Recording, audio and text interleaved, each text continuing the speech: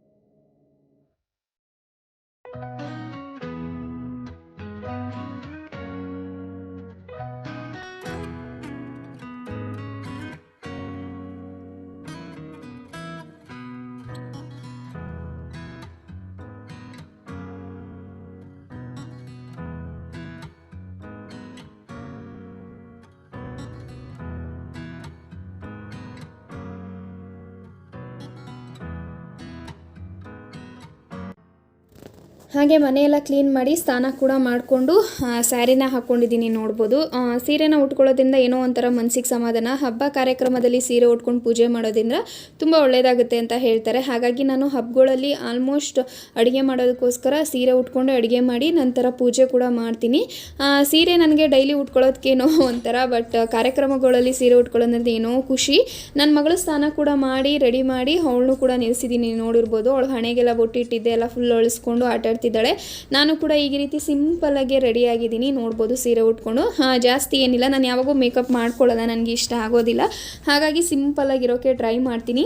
ದೇವ್ರ ಮನೆ ಈ ರೀತಿಯಾಗಿದೆ, ಎಲ್ಲ ಕ್ಲೀನ್ ಮಾಡಬೇಕು. ಹಾಗೆ ನನ್ನ ಅಡುಗೆ ಮನೆ ನೋಡ್ಬೋದು, ನೀಟಾಗಿ ಗ್ಯಾಸ್ ಎಲ್ಲ ಒರೆಸಿ ಸಿಂಕೆಲ್ಲ ಕ್ಲೀನಾಗಿ ತೊಳೆದು ಅಡುಗೆ ಮನೆ ನೆಲ ಎಲ್ಲ ಒರೆಸಿ ಹಾಗೆ ಹೊರಗಡೆ ಕೂಡ ತೊಳೆದು ಬಿಟ್ಟಿದ್ದೀನಿ. ಸೊ ಇನ್ನೇನಿದ್ರು ಅರ್ಶಿನ ಕುಂಕುಮನ ಇಟ್ಕೋಬೇಕು. ಈಗಷ್ಟೇ ಬಿಸಿಲು ಬಂದಿದೆ ಹೊರಗಡೆ. ಬಿಸಿಲು ಬಂದಿರೋದ್ರಿಂದ ನಾನು ಕೂಡ ಕೆಲಸ ಎಲ್ಲ ಮಾಡಿ ಮುಗಿಸೋಣ ಅಂತ ಹೇಳಿ ಹಾಗೆ ಹೊರಟಿದ್ದೀನಿ ನೋಡ್ಬೋದು. ಫುಲ್ಲು ಮನೆಯೆಲ್ಲ ಕ್ಲೀನ್ ಆಗಿದೆ ಒಂದು ಕಡೆಯಿಂದ.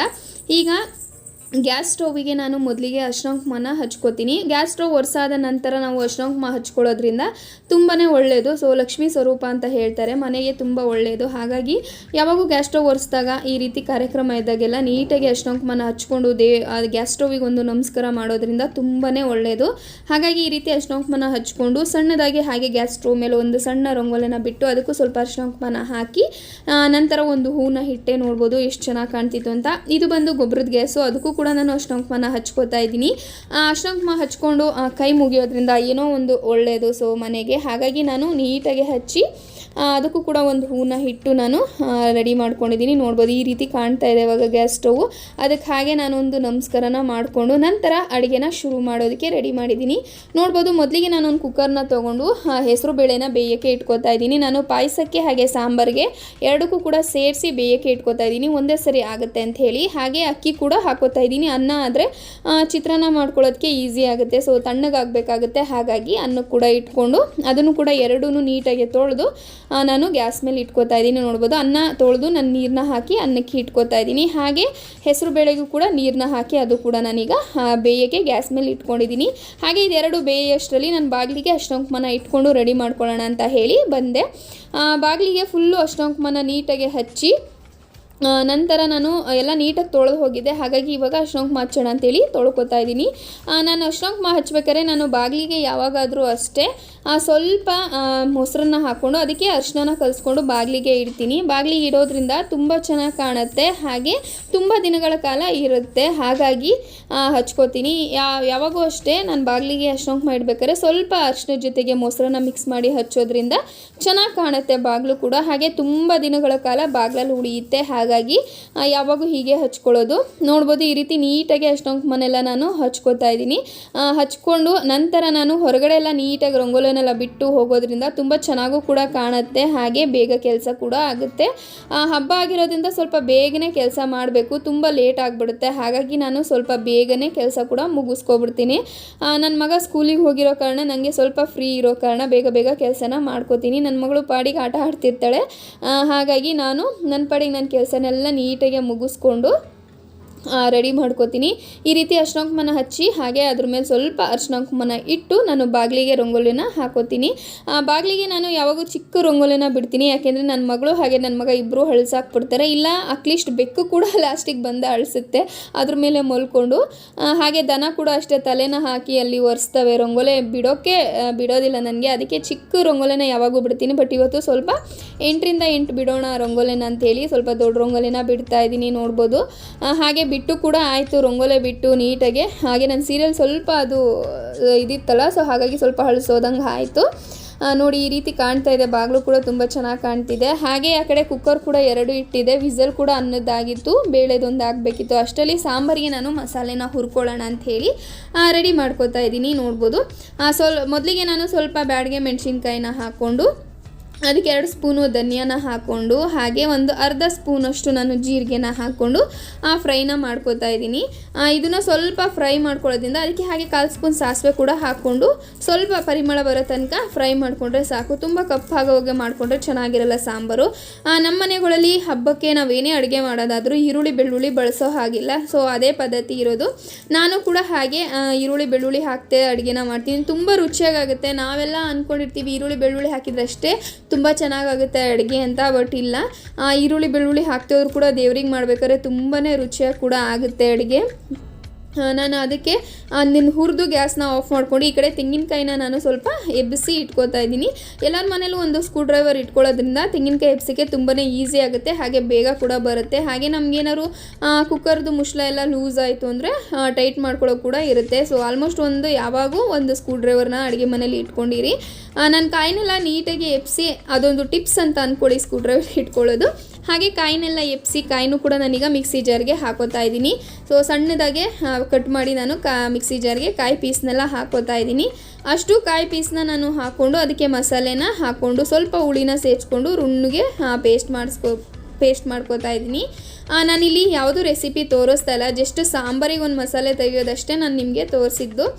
ಏಕೆಂದರೆ ಸಾಂಬಾರಿಗೆ ನಾನು ಯಾವ ರೀತಿ ಮಸಾಲೆನ ಹಾಕ್ತೀನಿ ಅಂತ. ಅದಕ್ಕೆ ಒಂಚೂರು ಈರುಳ್ಳಿ ಬೆಳ್ಳುಳ್ಳಿ ಏನೂ ಹಾಕೋದಿಲ್ಲ, ಇದಿಷ್ಟೇ ಮಸಾಲೆನ ಹಾಕಿ ನಾನು ಅದಕ್ಕೆ ಸ್ವಲ್ಪ ಹುಣಸೆಹಣ್ಣು ಕೂಡ ಹಾಕ್ಕೊಂಡು ಅದನ್ನು ರುಬ್ಕೋತೀನಿ. ತುಂಬ ಚೆನ್ನಾಗಾಗುತ್ತೆ ಮಸಾಲೆ ಹುರಿದು ಮಾಡೋದ್ರಿಂದ. ಯಾವಾಗೂ ಪೌಡರ್ನೇ ಹಾಕಿ ಮಾಡ್ತಾ ಇರ್ತೀವಿ, ಈ ರೀತಿ ಹುರಿದು ಮಾಡೋದ್ರಿಂದ ರುಚಿ ಕೂಡ ಚೆನ್ನಾಗಿರುತ್ತೆ, ಹಾಗೆ ಸೂಪರ್ ಕೂಡ ಸಾಂಬಾರು ಇರುತ್ತೆ. ನೋಡ್ಬೋದು ಈಗ ನಾನು ಅದನ್ನು ಪೇಸ್ಟ್ ಮಾಡಿ ಇಟ್ಕೊಂಡಿದ್ದೀನಿ. ನೋಡ್ಬೋದು ನಾನೀಗ ಅಡುಗೆ ಮನೇಲಿ ಮಾಡೋದಕ್ಕೆ ರೆಡಿ ಮಾಡ್ಕೊಂಡಿದ್ದೀನಿ. ಬೇಳೆ ಕೂಡ ಕೂಗಿದೆ, ಹೆಸರು ಬೇಳೆ ಸ್ವಲ್ಪ ವೆಯ್ಟ್ನ ಹೋಗಿಸ್ಕೊತಾ ಇದ್ದೀನಿ. ಯಾವಾಗೂ ಈ ರೀತಿ ಎಲ್ಲ ಸುತ್ತ ಇಟ್ಕೊಬಿಡ್ತೀನಿ, ಫುಲ್ಲು ಬೇಗ ಬೇಗ ಆಗಿಬಿಡುತ್ತೆ ಅಂತ. ಸೊ ಅಷ್ಟು ಕೂಡ ಇಟ್ಕೊಂಡು ನಾನು ಅಡುಗೆನ ಮಾಡ್ಕೊಬಿಡ್ತೀನಿ. ಬೇಳೆ ನಾನೀಗ ಸ್ವಲ್ಪ ಫುಲ್ಲು ಬೆಂದಿತ್ತು, ಅದನ್ನು ವೆಯ್ಟ್ ಕೂಡ ಹೋಗಿಸಿ ನಾನೀಗ ಪಾಯಸಕ್ಕೆ ಎಷ್ಟು ಬೇಳೆ ಬೇಕೋ ಅಷ್ಟು ಬೇಳೆನ ನಾನೀಗ ಬೇರೆ ಪಾತ್ರೆಗೆ ತೆಗೆದಿಟ್ಕೊಳ್ಳೋಣ ಅಂತ ಹೇಳಿ ತೆಗೆದಿಟ್ಕೊತಾ ಇದ್ದೀನಿ. ಸ್ವಲ್ಪ ಗ್ಯಾಸ್ಕೆಟ್ ಎಲ್ಲ ಕೂಡ ಬೇಳೆ ಆಗೋಗಿತ್ತು, ಹಾಗಾಗಿ ಅದನ್ನು ಸ್ವಲ್ಪ ನೀರು ಹಾಕ್ಕೊಂಡು ಅದನ್ನಷ್ಟು ನಾನೀಗ ಮಿಕ್ಸ್ ಮಾಡಿಕೊಂಡು ಈಗ ಒಂದು ಪಾತ್ರೆನ ತೊಗೊಂಡು ಆ ಪಾತ್ರೆಗೆ ನಾನು ಹೆಸರು ಬೇಳೆನ ತೆಗೆದಿಟ್ಕೊತಾ ಇದ್ದೀನಿ. ಇದೇ ರೀತಿ ಇರುತ್ತೆ, ನಮ್ಗೆ 3 ಗ್ಯಾಸ್ ಮೇಲೂ ಇಟ್ಕೊಂಡು ಮಾಡಿಬಿಡ್ತೀನಿ, ಬೇಗ ಬೇಗ ಆಗಿಬಿಡುತ್ತೆ ಪಟ್ಟ ಅಂಥೇಳಿ. 1 ಅವರಿಗೆಲ್ಲ ಅಡುಗೆ ಆಗಿಬಿಡುತ್ತೆ ಅಂತ ಹೇಳಿ ಮಾಡ್ಕೊಬಿಡ್ತೀನಿ. ಪಾಯಸಕ್ಕೆ ನಾನು ರೆಡಿ ಮಾಡಿ ಕೂಡ ಇಟ್ಕೊಂಡೆ. ಈಗ ಸಾಂಬಾರಿಗೆ ನಾನು ಬೀಟ್ರೋಟು ತೆಗೆದಿಟ್ಕೊಂಡಿದ್ದೀನಿ. ಬೀಟ್ರೋಟು ಹಾಗೆ ಆಲೂಗೆಡ್ಡೆನ ಹಾಕ್ಕೊಂಡು ಸಾಂಬಾರನ್ನ ಮಾಡ್ಕೊಳ್ಳೋಣ ಅಂಥೇಳಿ ಹೆಚ್ಕೋತಾ ಇದ್ದೀನಿ. ನೋಡ್ಬೋದು ಹಬ್ಬಗಳಲ್ಲಿಯೇ ನಮಗೆ ಎಷ್ಟು 10 ಕೈ ಇದ್ದರೂ ಸಾಕೋಗೋದಿಲ್ಲ ಅಡುಗೆ ಮಾಡೋದಕ್ಕೆ, ಅಷ್ಟು ಟೈಮ್ ಬೇಕಾಗುತ್ತೆ. ಆದರೆ ಏನು ಮಾಡ್ತೀರಾ, ಮಾಡಲೇಬೇಕು. ಸೊ ಅದೇನೋ ಒಂಥರ ಮನಸ್ಸಿಗೂ ಖುಷಿ, ಸಮಾಧಾನ. ಹಾಗಾಗಿ ನಾನು ಬೇಗನೆ ಕೆಲಸ ಆಗ್ಬಿಡುತ್ತೆ. 1 ಗಂಟೆ ಅಷ್ಟೊತ್ತಿಗೆ ಅಡುಗೆ ಕೂಡ ರೆಡಿ ಆಗಬೇಕಾಗತ್ತೆ. ಹಾಗಾಗಿ ಬೇಗನೆ ನಾನು ಅಡುಗೆನ ರೆಡಿ ಮಾಡ್ಕೋತೀನಿ. ಈಗ ನಾನು ಬೀಟ್ರೂಟ್ನೆಲ್ಲ ಹೆಚ್ಚಿಟ್ಕೊಂಡು ಆಲೂಗೆಡ್ಡೆ ಕೂಡ ಇಟ್ಕೊಂಡಿದ್ದೀನಿ. 1-2 ಆಲೂಗೆಡ್ಡೆ ಸೇರಿಸ್ಕೊಳ್ಳೋಣ ಅಂತ ಹೇಳಿ ಇಟ್ಕೋತಾ ಇದ್ದೀನಿ ನಾನು. ಅಷ್ಟೂ ಕೂಡ ನಾನು ಹೆಚ್ಚಿ ರೆಡಿ ಮಾಡಿ ಇಟ್ಕೊಂಡು ನಂತರ ಸಾಂಬಾರಿಗೆ ರೆಡಿ ಮಾಡ್ಕೋತೀನಿ. ಈ ಕಡೆ ಬೀನ್ಸು ಹಾಗೆ ಎಲೆಕೋಸನ್ನ ತೆಗೆದಿಟ್ಕೊಂಡಿದ್ದೀನಿ ನಾನು. ಅದೆರಡೂ ಕೂಡ ಪಲ್ಯ ಮಾಡೋದಕ್ಕೋಸ್ಕರ ಬೇಗ ಬೇಗ ಆಗಿಬಿಡ್ಲಿ ಅಂತ ಹೇಳಿ ಅದನ್ನು ಕೂಡ ತೆಗೆದಿಟ್ಕೊಂಡಿದ್ದೀನಿ. ಸಾಂಬಾರಿಗೆ ಎಲ್ಲ ಬೇಯೋಕ್ಕೆ ಇಟ್ಟು ಕುಕ್ಕರ್ನ ಮುಚ್ಚಳ ಕೂಗಿಸ್ಬಿಟ್ರೆ ಬೇಗ ಸಾಂಬಾರು ಕೂಡ ಆಗಿಬಿಡುತ್ತೆ. ನೋಡ್ಬೋದು ನಾನು ಬೀಟ್ರೋಟು ಹಾಗೆ ಅದನ್ನು ಹೆಚ್ಚಿಟ್ಕೊಂಡಿದ್ದೆ. ಈಗ ಮಸಾಲೆ ಕೂಡ ನಾನು ರುಬ್ಬಿಟ್ಕೊಂಡಿದ್ದೆ, ಅದನ್ನು ಕೂಡ ನಾನೀಗ ಕುಕ್ಕರ್ಗೆ ಹಾಕ್ತಾಯಿದ್ದೀನಿ. ಕುಕ್ಕರ್ಗೆ ಹಾಕಿ ಅದನ್ನು ಮುಚ್ಚಳ ಮುಚ್ಚಿ ಒಂದು 5 ನಿಮಿಷ ಬೇಯಿಸೋದ್ರಿಂದ 1 ವಿಸಲ್ ಬಂದರೂ ಸಾಕಾಗುತ್ತೆ. 1 ವಿಸಲ್ ಓಡಿಸ್ಕೊಂಡ್ರೆ ಅಷ್ಟರಲ್ಲಿ ಸಾಂಬಾರು ಕೂಡ ರೆಡಿ ಆಗಿರುತ್ತೆ. ನಾನು ಗ್ಯಾಸ್ನ ದೊಡ್ಡಕ್ಕೆ ಇಟ್ಕೊಂಡಿದ್ದೆ. ನಾನು ಮುಚ್ಚಳನ ಹಾಕಿ ಅದನ್ನು 1 ವಿಸಲ್ನ ಕುಕ್ಕರ್ನ ಕೂಗಿಸ್ಕೊತೀನಿ, ಸಾಂಬಾರು ರೆಡಿ ಆಗುತ್ತೆ. ಈ ಕಡೆ ಅನ್ನ ಕೂಡ ರೆಡಿ ಆಗಿದೆ, ಅದೊಂದು ಸ್ವಲ್ಪ ತಣ್ಣಗಾಗಬೇಕು, ಹಾಗಾಗಿ ಅದನ್ನು ಹಾಗೆ ಬಿಟ್ಟು ಈ ಕಡೆ ಪಲ್ಯಕ್ಕೆ ರೆಡಿ ಮಾಡ್ಕೊತಾ ಇದ್ದೀನಿ. ಪಲ್ಯಕ್ಕೆ ಬೀನ್ಸು ಹಾಗೆ ಎಲೆಕೋಸನ್ನ ಹಾಕಿ ಪಲ್ಯ ಮಾಡ್ತಾ ಇದ್ದೀನಿ. ನೋಡ್ಬೋದು ಪಲ್ಯ ಕೂಡ ರೆಡಿ ಆಯಿತು. ಅಷ್ಟರಲ್ಲಿ ನಾನು ದೇವ್ರ ಮನೇನ ನೀಟಾಗಿ ಕ್ಲೀನ್ ಮಾಡ್ಕೊಬಿಡೋಣ ಅಂತ ಹೇಳಿ ಬಂದೆ. ಅಷ್ಟರಲ್ಲಿ ದೇವ್ರ ಮನೆಯೆಲ್ಲ ನೀಟಾಗಿ ದೇವ್ರ ಸಾಮಾನೆಲ್ಲ ತೊಳೆದು ಹಾಗೆ ಹೂನ ಕೂಡ ಹಾಕಿ ದೀಪನ ಹಚ್ತಾ ಇದ್ದೀನಿ. ನೋಡ್ಬೋದು ಅದನ್ನು ವೀಡಿಯೋ ಮಾಡಿಕೊಂಡೆ, ಬಟ್ ತುಂಬ ಲಾಂಗ್ ಆಯಿತು ಅಂತೇಳಿ ನಾನು ಕಟ್ ಮಾಡಿದೆ, ವೀಡಿಯೋನ ನಾನು ಹಾಕಲಿಲ್ಲ. ದೇವ್ರ ಮನೆಯೆಲ್ಲ ನೀಟಾಗಿ ಕ್ಲೀನ್ ಮಾಡಿ ಅದು ಸೈಡಲ್ಲಿ ಇಟ್ಟಿರೋದ್ರಿಂದ ಕ್ಯಾಮ್ರಾ ಈ ರೀತಿ ಮೊಬೈಲ್ ಸೈಡಿಂದ ಇಟ್ಟಿರೋದ್ರಿಂದ ಪೂರ್ತಿ ಕಾಣೋದಿಲ್ಲ ಅಂತೇಳಿ ಹತ್ತಿರದಲ್ಲಿ ಇಟ್ಟಿದ್ದೆ. ಸೊ ಹಾಗಾಗಿ ಸ್ವಲ್ಪ ಫೇಸ್ ಅಂದರೆ ದೇವ್ರದ್ದು ಸ್ವಲ್ಪ ಕಡಿಮೆ ಬೀಳುತ್ತೆ. ನಮ್ಮದು ಎಕ್ಸ್ಟ್ರಾ ದೇವ್ರ ಮನೆ ಇಲ್ಲದೇವ್ರ ಕಾರಣ ನಾನು ಅಲ್ಲೇ ಮೇಲ್ಗಡೆ ಇಟ್ಕೊಂಡಿದ್ದೀನಿ. ಅಲ್ಲೇ ಇಟ್ಕೊಂಡು ಪೂಜೆನ ಮಾಡ್ತೀವಿ. ದೇವ್ರನ್ನ ಇಟ್ಕೊಂಡ್ರು ಅಷ್ಟೇ ನಮ್ಮ ಮನಸ್ಸು ಕೂಡ ತುಂಬ ಶುದ್ಧವಾಗಿದ್ದರೆ ಸಾಕು ದೇವರಿಗೆ. ಸೊ ನಾವೇನೇ ಬೇಡ್ಕೊಂಡ್ರು ಕೂಡ ನೆರವೇರುತ್ತೆ. ನಾನು ಯಾವಾಗೂ ದೇವ್ರ ಹತ್ರ ಬೇಡ್ಕೊಳ್ಳೋದಷ್ಟೇ, ನನಗೆ ಎಷ್ಟು ಗೊತ್ತೋ ಅಷ್ಟು ನಾನು ಶುದ್ಧವಾಗಿ ಮಾಡ್ತೀನಿ. ಅದಕ್ಕೆ ಹೊರ ಕೊಡೋದು ಬಿಡೋದು ನಿನಗೆ ಬಿಟ್ಟಿದ್ದು. ನಾನು ಕಷ್ಟಪಡೋದಕ್ಕೆ ಪ್ರತಿಫಲ ಕೊಟ್ಟರೆ ಸಾಕು ಅಂತಲೇ ನಾನು ದೇವ್ರ ಹತ್ರ ಯಾವಾಗೂ ಕೈ ಮುಕ್ಕೊಳ್ಳೋದು. ಹಾಗೆ ನಾನು ಯಾರಿಗೆ ಏನೇ ಆದರೂ ಅಷ್ಟೇ ಫಸ್ಟಿಗೆ ನಾನು ಬೇಡ್ಕೊಳ್ಳೋದು, ಎಲ್ಲರನ್ನೂ ಚೆನ್ನಾಗಿಟ್ಟಿರಪ್ಪ, ಎಲ್ಲರಿಗೂ ಒಳ್ಳೆಯದಾಗಲಿ, ಯಾರ್ಯಾರ ಆಸೆ ಏನೇನಿರುತ್ತೋ ಎಲ್ಲ ನೆರವೇರಿಸು, ಅವ್ರ ಕನಸುಗಳು ಬೇಗ ನೆರವೇರಲಿ, ಯಾರಿಗೂ ಯಾವ ಕಷ್ಟನೂ ಬರದೇ ಇರೋ ರೀತಿ ನೋಡ್ಕೊಳ್ಳೋ ಅಂತ ದೇವ್ರ ಹತ್ರ ಕೈ ಮುಕ್ಕೋತೀನಿ. ಸೊ ನಮಗೆ ಅಂತ ನಾವೇನು ಕೇಳ್ಕೋಬಾರ್ದು, ಯಾಕೆಂದರೆ ನಮಗೆ ಅಂತ ಎಲ್ಲ ಅವ್ನು ಕೊಟ್ಟೇ ಕೊಡ್ತಾನೆ. ಸೊ ಬೇರೆಯವ್ರಿಗೋಸ್ಕರ ಬೇಡ್ಕೊಳ್ಳೋದ್ರಿಂದ ಏನೋ ಒಂಥರ ಸಮಾಧಾನ, ಖುಷಿ. ನಮಗೆ ಗೊತ್ತಿಲ್ಲದವ್ರ ಬಗ್ಗೆ ಬೇಡ್ಕೊಂಡ್ರೆ ದೇವ್ರು ಖಂಡಿತ ಒಳ್ಳೇದು ಮಾಡೇ ಮಾಡ್ತಾನೆ. ಯಾರಿಗೆ ಯಾವ ರೀತಿ ತೊಂದರೆ ಆಗದ ರೀತಿ ಕಾಪಾಡಪ್ಪ ಅಂತಲೇ ನಾನು ಯಾವಾಗಲೂ ದೇವ್ರ ಹತ್ರ ಬೇಡ್ಕೊಳ್ಳೋದು. ಸೊ ಅವನು ವರ ಕೊಡೋದು ಬಿಡೋದು ಅವನಿಗೆ ಬಿಟ್ಟಿದ್ದು. ನನಗೆ ಹಾಗೆ ಪ್ರಸಾದ ಕೂಡ ಆಯಿತು, ದೇವರು ಒಂದು ಹೂ ಕೂಡ ನನಗೆ ಹಾಕಿದ್ರು, ತುಂಬಾ ಖುಷಿ ಆಯಿತು.